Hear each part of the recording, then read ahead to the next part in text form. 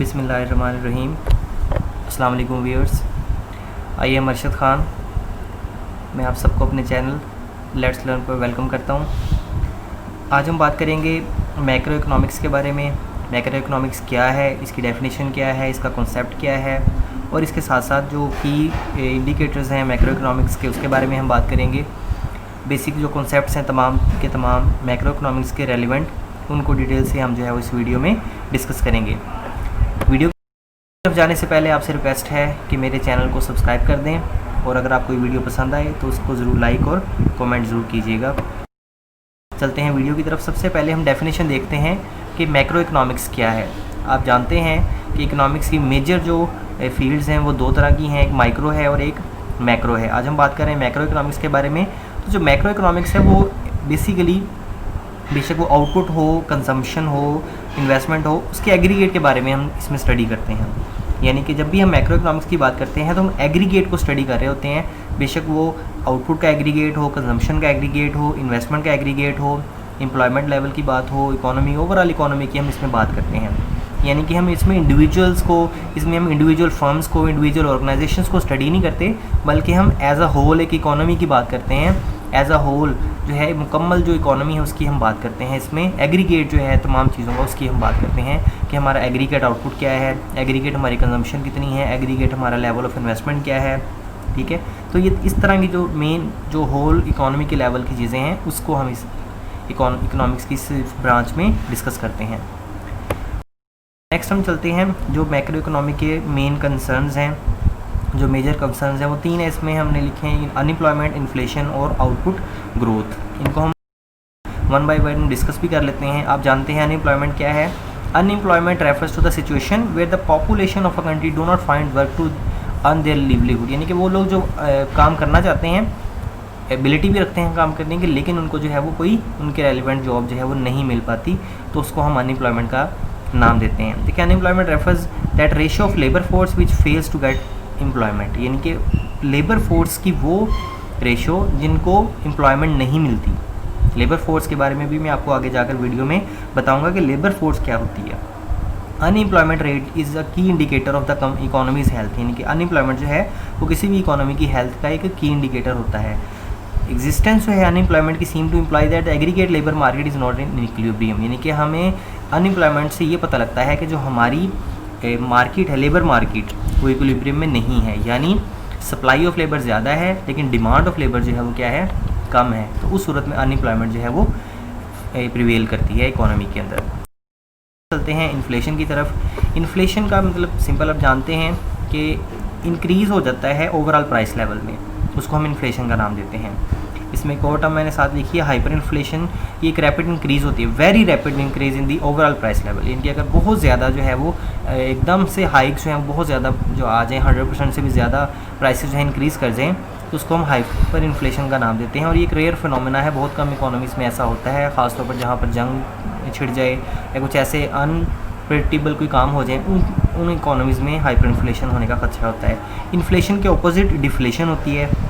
और डिफ्लेशन क्या है कि decrease in overall price level. यानी कि अगर इन्फ्लेशन में इंक्रीज़ हो जाता है ओवरऑल प्राइस लेवल में, जबकि डिफ्लेशन के अंदर ओवरऑल प्राइस लेवल में डिक्रीज़ आ जाता है। इसी तरह जिस तरह इन्फ्लेशन जो है, प्रोलॉन्ग्ड इन्फ्लेशन जो है वो एक इकोनॉमी के लिए ख़तरनाक है, इसी तरह डिफ्लेशन जो है, प्रोलॉन्ग्ड पीरियड ऑफ डिफ्लेशन जो है, यानी कि बहुत लंबे अरसे तक डिफ्लेशन का रहना भी जो है वो भी इकोनॉमी के लिए डैमेजिंग होता है। नेक्स्ट हम बात करते हैं आउटपुट के बारे में और ग्रोथ के बारे में। सबसे पहले उसने लिखा है growth refers to change in the level of economic activity from one year to another year. उनकी ग्रोथ क्या है कि हम देखते हैं कि हमारी जो इकोनॉमिक एक्टिविटी एक साल में थी, उससे अगले साल हमारी इकोनॉमिक एक्टिविटी में क्या बेहतरी आई, उसको हम इकोनॉमिक ग्रोथ का नाम देते हैं। देखें पुअर कंट्रीज़ में और डेवलपिंग कंट्रीज़ में ग्रोथ से क्या मुराद है कि wish to attain a rise in their national income और पर कैपिटा इनकम। अगर हम कहते हैं कि हमारी नेशनल इनकम में इजाफा हुआ या हमारी पर कैपिटा इनकम में इजाफा हुआ, तो इसका मतलब हमने कुछ ग्रोथ जो है वो अचीव की है, इसको हम ग्रोथ का नाम देते हैं। आउटपुट की बात करें, इसमें हम एग्रीगेट आउटपुट की बात करें। यहाँ पर aggregate output is a total quantity of goods and services produced in an economy in a given period. यानी कि एक पीरियड के दौरान, एक ख़ास अरसे के दौरान हमने एक इकोनॉमी में कितनी गुड्स एंड सर्विसेज जो है प्रोड्यूस की हैं, उनका टोटल क्वांटिटी जो है वो एग्रीगेट आउटपुट कहलाती है। एग्रीगेट आउटपुट जो है एक मेन मेजर होता है इकोनॉमी की जो सिचुएशन है उसको जज करने के लिए। अगर आपका आउटपुट बढ़ रहा है दैट्स मीन आपकी जीडीपी भी इंक्रीज़ करेगी। जितनी ज़्यादा आपकी आउटपुट आएगी गुड्स एंड सर्विसेज, जितनी ज़्यादा आप मुल्क के अंदर प्रोड्यूस करेंगे उतनी आपकी इकोनॉमी जो है वो बेहतर सिचुएशन जो है वो शो करेगी। नेक्स्ट जो है वो हम की मैक्रो इकोनॉमिक वेरिएबल्स जो हैं उनको हम यहाँ पर डिस्कस करेंगे। यहाँ पर मैंने तकरीबन 11 के करीब जो है वो मैक्रो इकोनॉमिक वेरिएबल्स जो हैं उनको लिखा है। वन बाय वन हम तमाम को जो है डिस्कस करते हैं। नेक्स्ट हम चलते हैं जो मैक्रो इकोनॉमी के मेन कंसर्न्स हैं, जो मेजर कंसर्न्स हैं वो 3 है। इसमें हमने लिखे हैं अनएम्प्लॉयमेंट, इन्फ्लेशन और आउटपुट ग्रोथ। इनको हम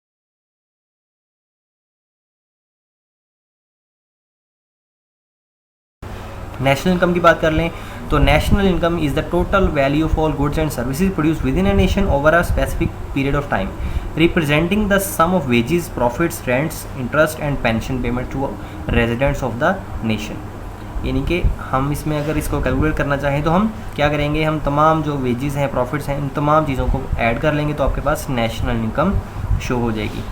और जो national income it gives correct picture of the economy and purchasing power जो है लोगों की, उसको भी ये करेक्ट तौर पर शो करती है। नेक्स्ट हम बात करेंगे अनएम्प्लॉयमेंट की। हम पहले भी बात कर चुके हैं, यहाँ पर मैंने 2 चीज़ें और इसमें ऐड की हैं। देखिए अनएम्प्लॉयमेंट के बारे में आपको बता चुका हूँ, वो लोग जो विलिंग है काम करने के लेकिन वो जॉब हासिल नहीं कर पा रहे उनको हम अनएम्प्लॉयड का नाम देते हैं। लेबर फोर्स क्या होती है? Labour force consist of those who are employed and those who are unemployed. यानी कि लेबर फोर्स टोटल मजमुआ है उन तमाम लोगों का जो कहीं काम कर रहे हैं यानी एम्प्लॉयड हैं, और तमाम वो लोग जो कहीं अभी तक उनको काम नहीं मिल पाया है, उन दोनों को मिलाएं यानी कि एम्प्लॉयड लोगों को और अनएम्प्लॉयड लोगों को अगर हम दोनों को ऐड अप करें तो वो हमें लेबर फोर्स जो है वो हमारी कैलकुलेट हो जाएगी। नेक्स्ट अनएम्प्लॉयमेंट रेट जो है वो किस तरह कैलकुलेट किया जाता है? अनएम्प्लॉयमेंट रेट को कैलकुलेट करने का तरीका है क्या है कि आप क्या करेंगे, नंबर ऑफ अनएम्प्लॉयड पीपल को डिवाइड करेंगे किस पर, बाय द लेबर फोर्स, तो आपके पास अनएम्प्लॉयमेंट रेट आ जाएगा। नेक्स्ट थर्ड हमने देखा इकोनॉमिक ग्रोथ, पहले भी हम ग्रोथ को डिस्कस कर चुके हैं। ये क्या है? Increase in the market value of the goods and services produce by economy over time. यानी कि अगर हम प्रीवियस ईयर के साथ इसको कंपेयर करें, प्रीवियस टाइम पीरियड के साथ कंपेयर करें, अगर हमने नेक्स्ट पीरियड में बेहतर हमारी गुड्स एंड सर्विसेज की वैल्यू ज़्यादा है, ज़्यादा हमने गुड्स एंड सर्विसेज प्रोड्यूस की हैं, तो हम कह सकते हैं कि इकोनॉमिक ग्रोथ जो है वो हमने हासिल की है। इन्फ्लेशन की हम बात कर चुके हैं। इन्फ्लेशन आप जानते हैं कि जनरल प्राइस लेवल में इंक्रीज़ आ जाना इन्फ्लेशन कहलाता है। इसमें हम जानते हैं कि परचेजिंग पावर जो है लोगों की वो क्या हो जाती है, कम हो जाती है, जिसकी वजह से जो इकोनॉमी है उसके लिए ये नुकसानदेह होती है। Inflation is caused when goods and services are in high demand, यानी कि गुड्स एंड सर्विसेज की डिमांड ज़्यादा होती है लेकिन creating a drop in availability, लेकिन प्रोडक्टिविटी जो होती है हमारे गुड्स एंड सर्विसेज वो कम होती है, जिसकी वजह से प्राइसेस हाई हो जाती है। Consumers are willing to pay more for the items they want, causing manufacturers and service providers to charge more. यानी कि डिमांड ज़्यादा होती है गुड्स एंड सर्विसेज की, लेकिन गुड्स एंड सर्विसेज की जो प्रोडक्शन है वो कम होती है, जिसकी वजह से डिमांड ज़्यादा हो जाती है, सप्लाई कम होती है, इसकी वजह से प्राइसेस हाई हो जाती हैं। जब प्राइसेस हाई हो जाती हैं तो जो लो इनकम लेवल के लोग होते हैं उनके लिए चीज़ों को परचेज़ करना मुश्किल हो जाता है, उनकी परचेजिंग पावर मज़ीद कम हो जाती है, जिससे मुल्क के अंदर गुर्बत बढ़ने का अंदेशा होता है।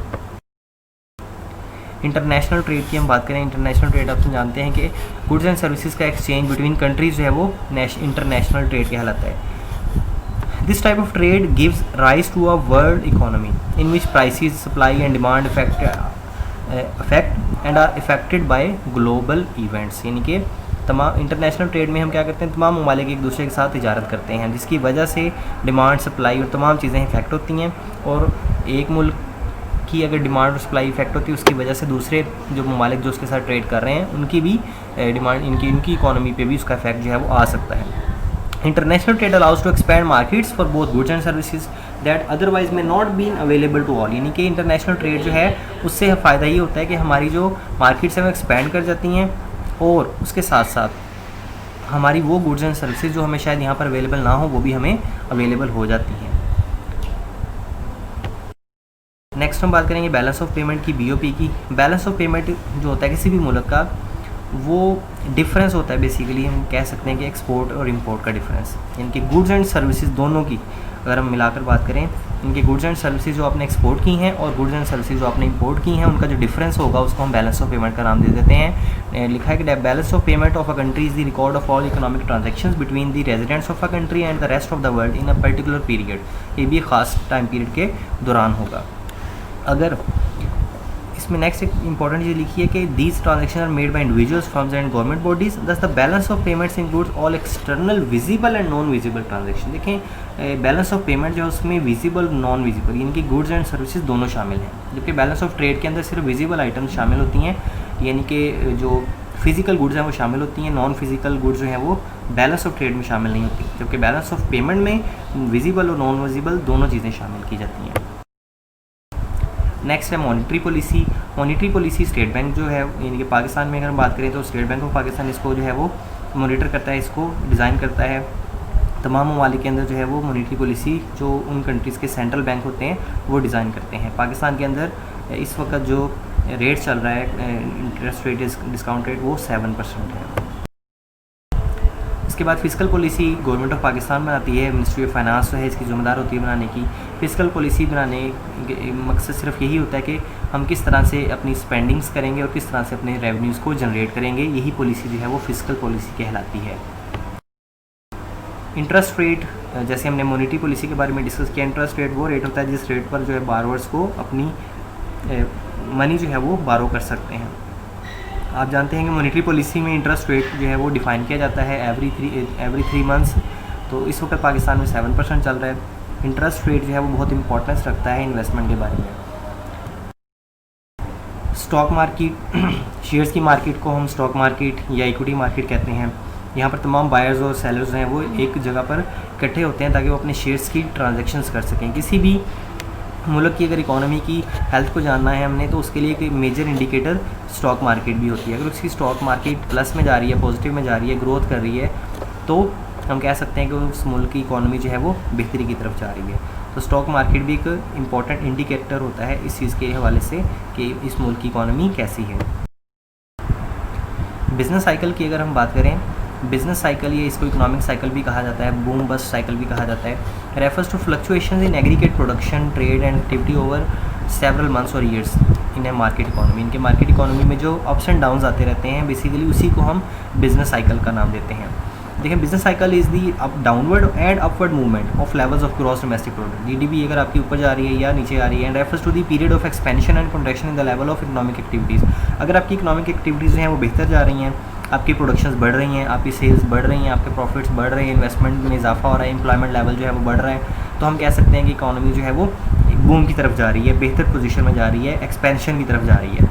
लेकिन यही कंडीशन अगर अपोजिट है, प्रोडक्शंस लो हैं, प्राइसेस लो हैं, इन्वेस्टमेंट्स लो हैं, एम्प्लॉयमेंट लेवल लो है, तो हम कह सकते हैं कि जो हमारी बिजनेस साइकिल है वो डिक्लाइन की तरफ जा रहा है, वो कॉन्ट्रैक्शन की तरफ या रिसेशन की तरफ जो है वो जा रहा है। लास्ट वन हम डिस्कस कर लेते हैं एक्सचेंज रेट को। एक्सचेंज रेट क्या है? दो कंट्रीज़ के दरमियान वो रेट जिसमें हम एक मुल्क की करेंसी को दूसरी मुल्क की करेंसी के साथ एक्सचेंज करते हैं। जैसे हम पाकिस्तान की अगर हम बात करें अमेरिकन डॉलर्स के साथ, आजकल तकरीबन अगर हमने $1 परचेज़ करना है तो उसके लिए हम पाकिस्तान रुपीज़ में 168 रुपीज़ पे करेंगे तो हमें $1 जो है उसके अगेंस्ट में मिलेगा।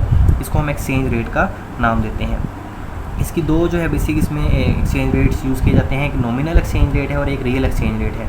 नॉमिनल और रियल एक्सचेंज रेट में डिफरेंस ये है, देखिए नॉमिनल एक्सचेंज रेट में हम एक्सचेंज करते हैं मनी का, यानी कि एक्सचेंज होता है पैसे का, ठीक है। Nominal exchange rate is the rate at which monies of different countries can be exchange for one another. और अगर हम रियल एक्सचेंज रेट की बात करें तो उसमें हम एक मुल्क की दूसरे मुल्क के साथ जो गुड्स एंड सर्विसेज है उसका एक्सचेंज करते हैं। तो नॉमिनल एक्सचेंज रेट जो है उसका ताल्लुक मनी के साथ है और रियल एक्सचेंज रेट का ताल्लुक जो है वो गुड्स एंड सर्विसेज के साथ है। उम्मीद करता हूँ आपको ये वीडियो पसंद आई होगी। अगर आपको ये वीडियो पसंद आई है तो इसको ज़रूर शेयर कीजिएगा, लाइक कीजिएगा और कमेंट कीजिएगा। अपना ख्याल रखिएगा। थैंक यू, गुड बाय, अल्लाह हाफिज़।